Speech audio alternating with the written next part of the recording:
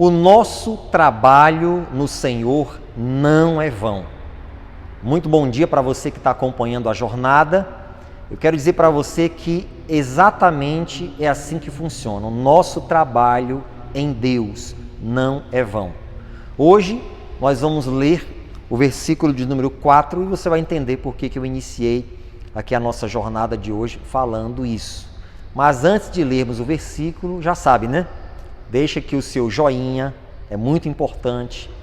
E se você ainda não é inscrito no canal, já clica agora, inscrever-se. Você já nos ajuda a ampliar o nosso trabalho aqui, para espalharmos para mais pessoas. E participa dos comentários, tá bom? Então, creio que está tudo bem com você e espero que isso continue. Capítulo 4 de Atos dos Apóstolos, versículo de número 4, diz assim, Muitos, porém, dos que ouviram a palavra creram, e chegou o número desses homens a quase 5.000. Deixa eu explicar para você o que estava acontecendo. Aquela cura que Cristo efetuou através de Pedro, aquele paralítico que estava lá na porta da igreja, lembra? Chamada Formosa, e ele foi curado, era paralítico desde o ventre. Pois bem, aquele ali custou muito para Pedro. Pedro, após aquela cura, ele fez um discurso tremendo sobre Cristo, trazendo lá desde o Antigo Testamento até o cumprimento das profecias, falou sobre a ressurreição de Jesus. Foi um discurso belíssimo, ungido, cheio do Espírito Santo, mas custou para Pedro uma noite na prisão, aquilo ali. Pedro, diz a Bíblia, que o discurso dele incomodou 3 categorias. Incomodou os líderes religiosos, incomodou o ramo da política, incomodou os incrédulos, sacerdotes, capitão do templo e saduceus. Ficaram incomodados porque eles viram aquela aglomeração de pessoas ouvindo atentamente o discurso de Pedro e absorvendo aquelas palavras. Pegaram Pedro, colocaram ele e João na prisão por uma noite. Mas sabe o que foi que aconteceu? A gente acabou de ler aqui. Muitos, após ouvirem o discurso de Pedro, creram na palavra. E disse aqui o Lucas que o número dos que creram e tomaram a decisão para Cristo chegou a quase 5.000 homens. Alguns acreditam, escute isso que eu vou lhe dizer, alguns acreditam que quando Lucas falou de 5.000 homens, é somado aos quase 3.000 do Pentecostes. Aqueles que depois do primeiro discurso de Pedro se converteu uma massa de gente, lembra? Quase 3.000. Alguns acreditam que esses quase 5.000 são somados com aqueles quase 3. Outros acreditam que esses 5.000 são mais 5.000, que se for assim, fariam quase 8.000 pessoas convertidas em 2 discursos. Mas não é isso que eu quero levar em conta. O que eu quero chamar a sua atenção é o seguinte, que mesmo Pedro sendo perseguido pelas 3 categorias de pessoas, ramo político, ramo religioso e os incrédulos, e sendo preso, o trabalho dele não foi em vão. Quase 5.000 pessoas agregadas à igreja, ao reino de Deus. Imagina que festa nos céus. Ou seja, o nosso trabalho no Senhor não é em vão.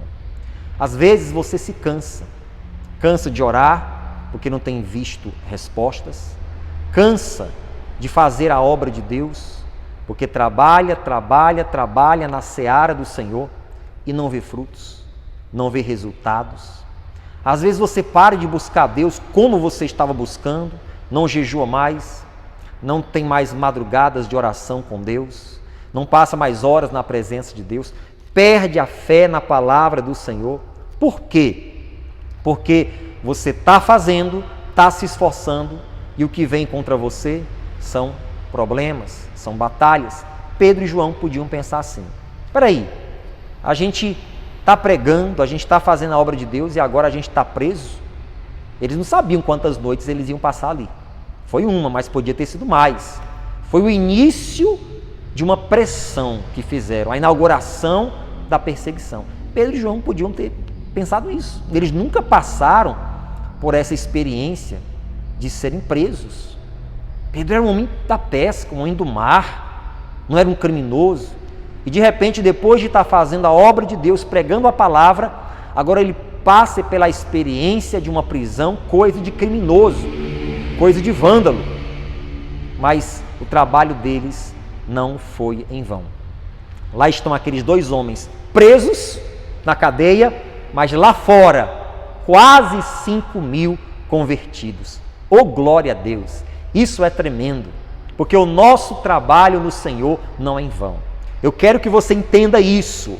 Você que está me acompanhando, pelo amor de Deus, entenda que tudo que você faz para Deus, tudo que você faz em nome de Deus, tudo que você faz de todo o coração para o Senhor não é em vão. Deus vai te recompensar, os frutos vão aparecer, os sinais vão se manifestar, você vai ver um retorno daquilo que você está fazendo em nome do Senhor e para o Senhor com todo o seu coração.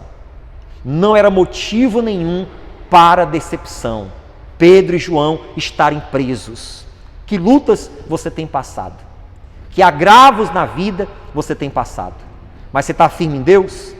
As coisas que você está fazendo para Deus, você faz com murmuração, resmungando, com reclamação, ou você faz de todo o coração, com alegria, cheia do Espírito Santo?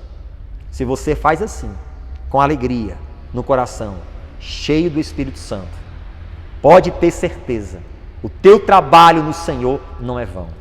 Eu fico imaginando a alegria de Pedro, quando eles tiveram a notícia, ou lá dentro da prisão, ou após saírem, que quase 5.000 estavam convertidos ao Senhor depois daquele sermão. Que coisa linda! Eu fico imaginando a alegria de Pedro e de João, a alegria que eles tiveram, o agradecimento que eles fizeram a Deus. Deus, muito obrigado, vale a pena fazer a obra do Senhor, vale a pena obedecer a Ti, vale a pena obedecer o ide do Mestre. Que alegria que aqueles homens tiveram, foi um impulso para eles continuarem fazendo mais ainda aquilo que Deus os tinha chamado para fazer. Tem uma canção que diz assim, ó: ainda que para te servir, Jesus, eu tenha que chorar, te seguirei porque comigo estarás. Viver contigo é bem melhor do que errar. E é verdade isso. Ainda que para te servir, Jesus, eu tenha que chorar. Não importa o que você passe, em nome do Senhor e para Ele, mas Deus vai mostrar para você que o trabalho no Senhor não é em vão e que você vai colher aquilo que você está plantando.